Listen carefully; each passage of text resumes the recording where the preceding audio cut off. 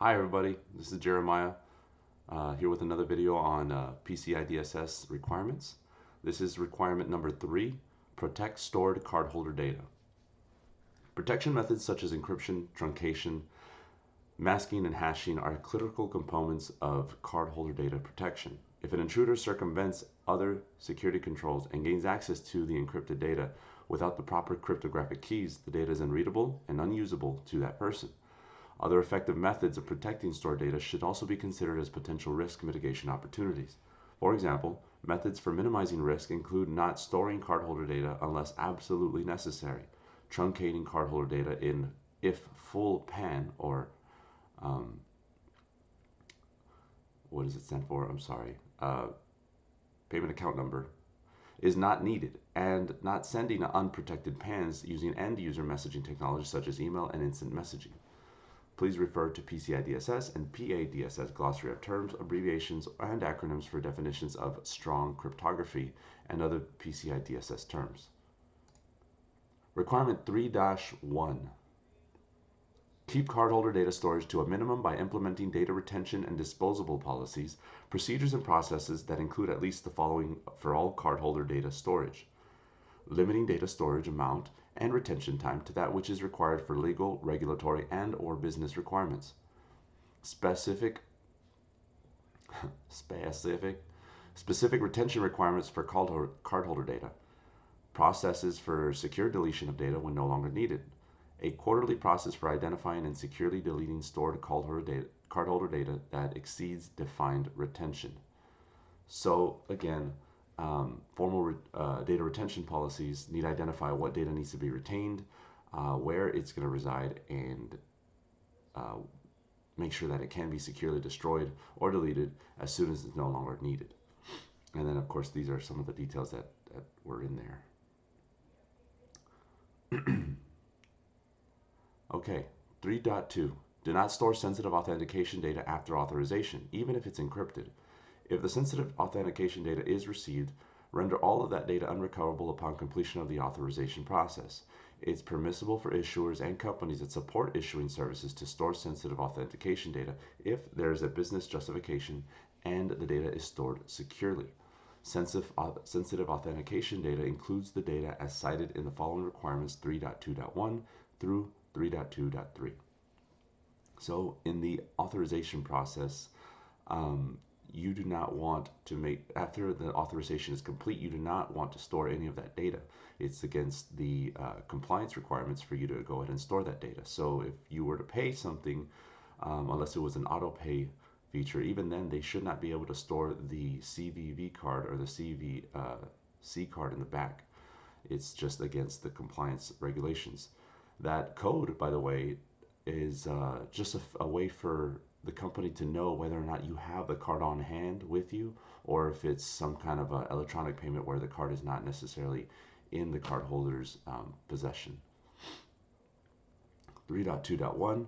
Do not store the full contents of any track from the magnetic stripe located on the back of a card, equivalent data contained on a chip or elsewhere, after authorization.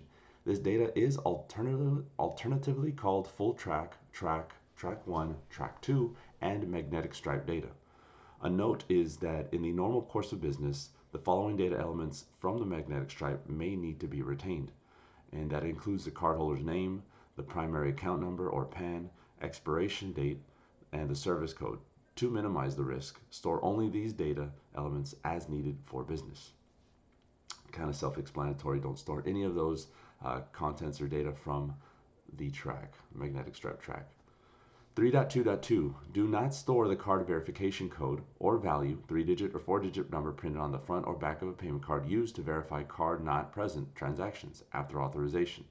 As I mentioned just a little while ago, 3.2.2 specifically states that you need to not store that card verification or value after authorization.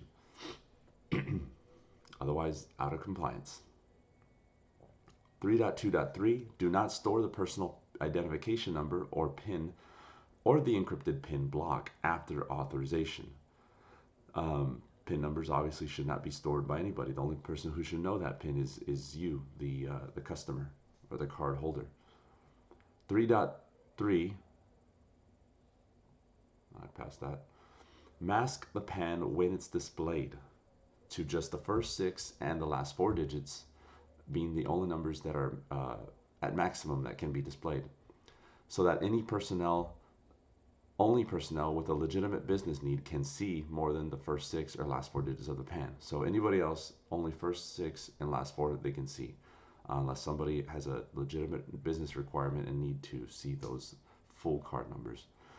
A note is that this requirement does not supersede stricter requirements in place for displays of cardholder data. For example, legal or payment card brand requirements for point-of-sale receipts. Sometimes on your receipts, you see completely, the credit card number is completely X'd out, or just the last 4 of the card number are viewable.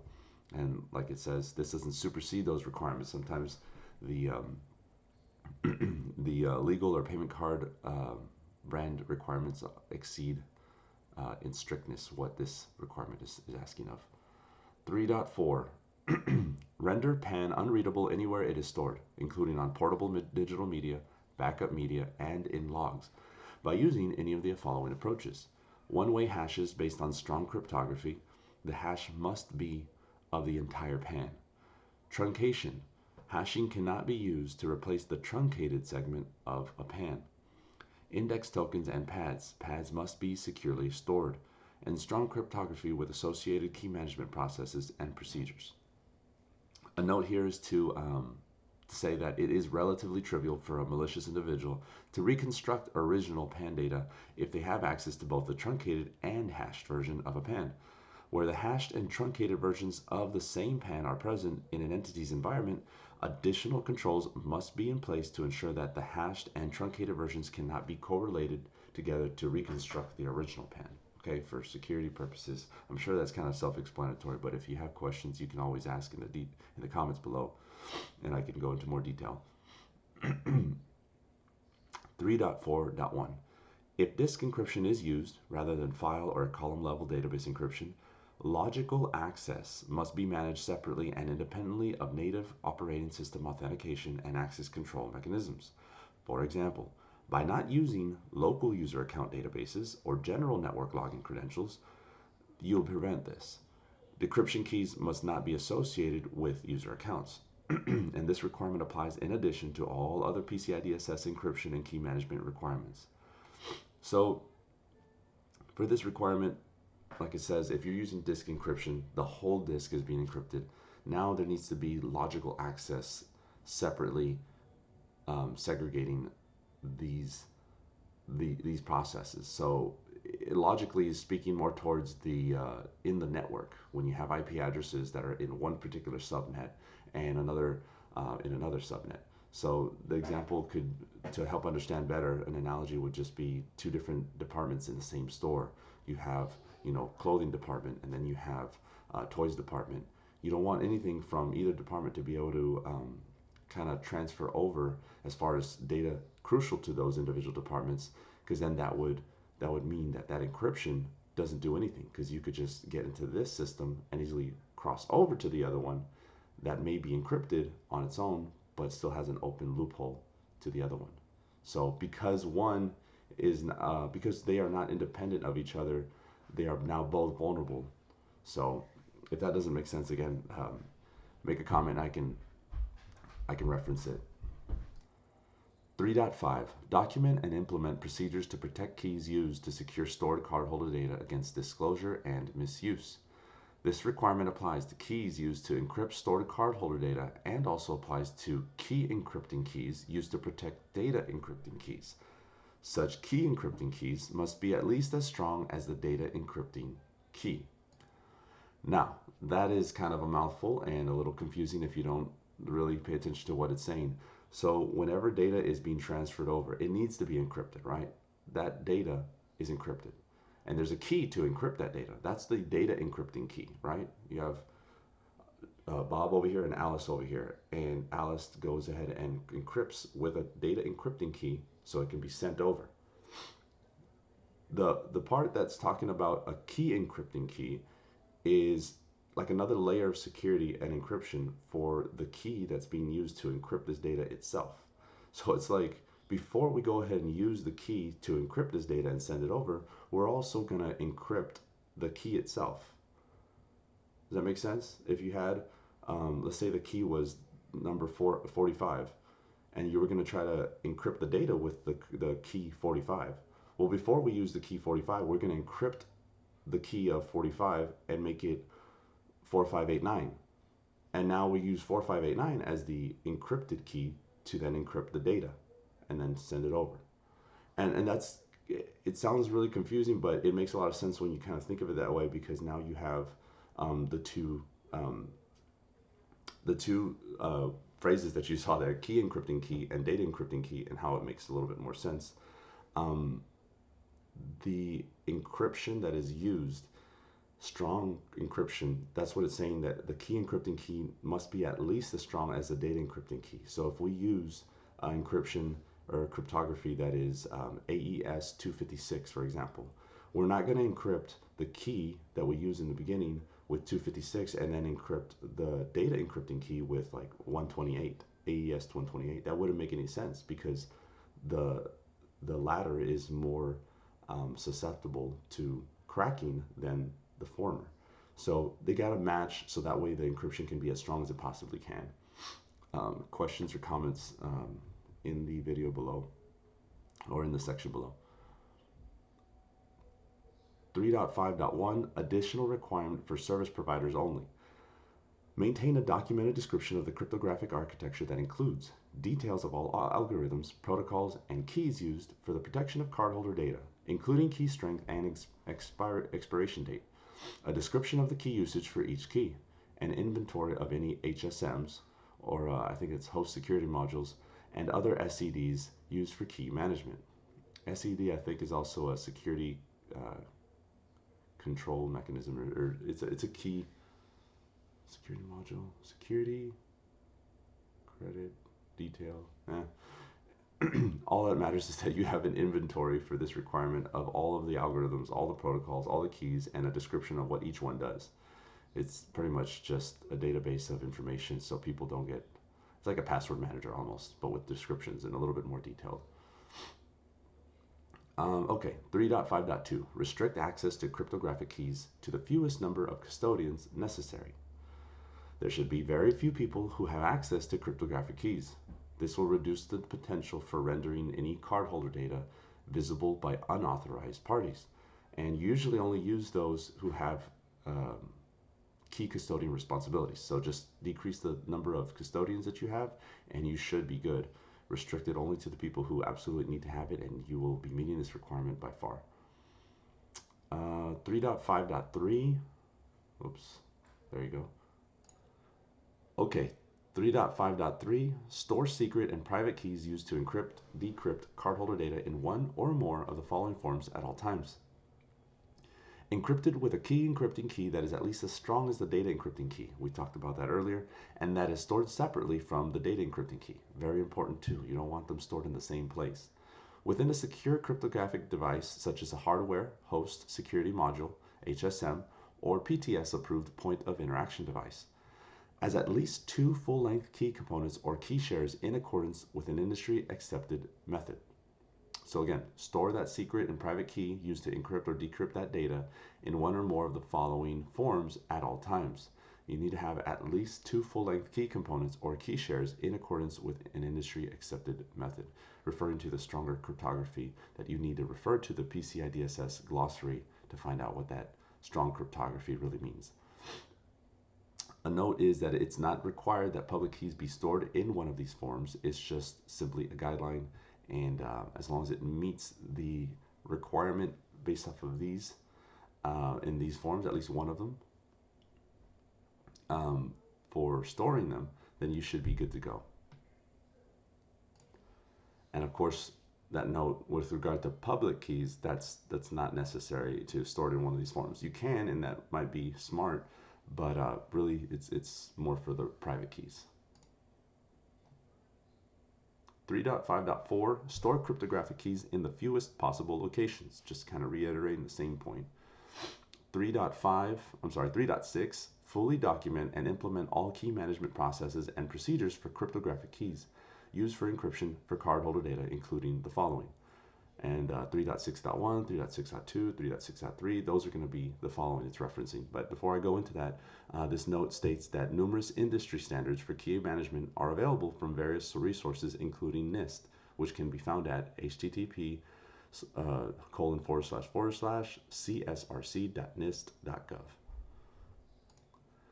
3.6.1 Generation of strong cryptographic keys. Again, refer to the I said PCI-DSS glossary, which is the same thing, but it's a PA-DSS glossary of terms, abbreviations, and acronyms in order to understand what type of strong cryptographic keys is being referenced here. 3.6.2 Secured cryptographic key distribution. The solution must distribute keys securely, meaning that these keys are distributed only to custodians identified in the previous requirement of 3.5.2 and never distributed in the clear. 3.6.3 Secure cryptographic key storage. This solution must store keys securely, and as an example, encrypting keys with a key encrypting key. This will be probably the best. Storing those keys without proper protection could provide access to attackers and result in decryption of the cardholder data. Yes.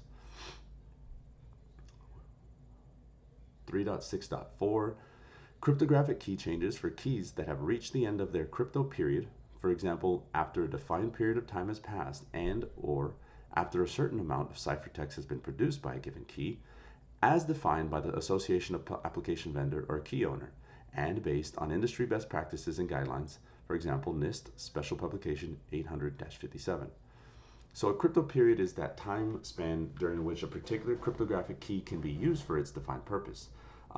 Considerations for defining that crypto period include, but not limited to the strength of the underlying algorithm, size or length of the key, the risk of key compromise, and the length, the sensitivity of the data being encrypted.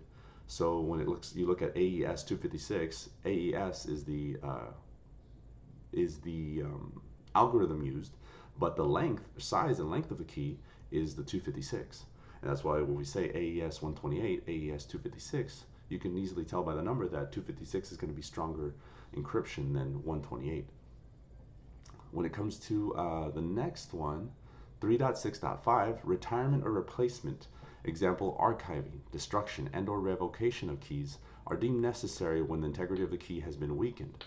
For example, departure of an employee with knowledge of a clear text key component or keys are suspected of being compromised. You naturally want to just assume and suspect that it's compromised because an employee is now leaving but had previous access to some keys that are crucial to some crucial data.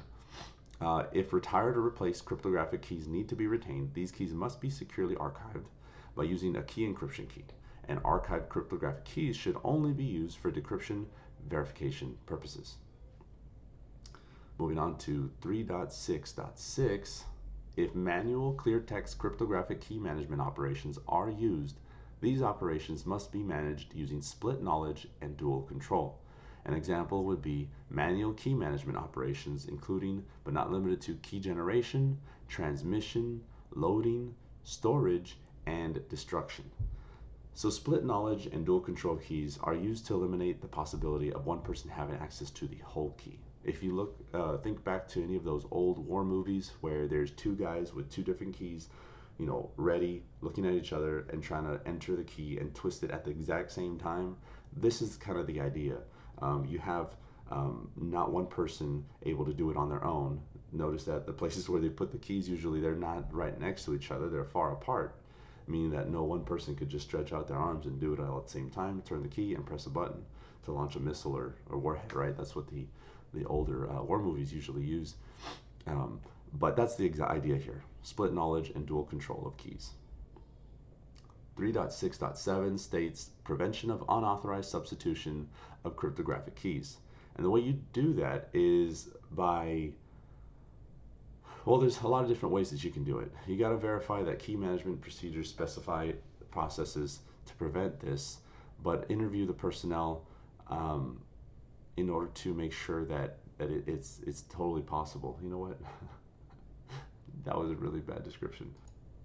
Sorry guys, that probably made me sound super insincere and completely uneducated, but I was trying to explain it on the fly and reading something at the same time. So My bad. Again, 3.6.7, prevention of unauthorized substitution of cryptographic keys. I'm not exactly sure how do you prevent that. I know there's some key ways on how to make it happen, but it would require some extra research on my part that I just don't have a stock knowledge right now. But feel free to research it and get back to me if you'd like. I'd appreciate that. That'd be awesome. 3.6.8, requirement for cryptographic key custodians to formally acknowledge that they understand and accept their custodian responsibilities. Naturally, you want the custodian that you choose to accept the responsibilities and take it seriously. So this would reference that.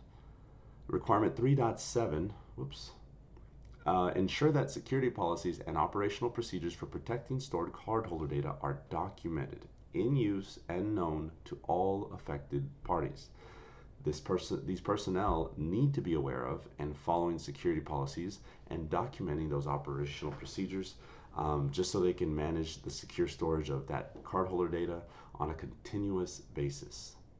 You all, thank you so much for tuning in. This is PCI-DSS requirement number 3. And if you have any questions, please feel free to leave them below in the comments, and I'd be happy to respond back in the best way I can. God bless.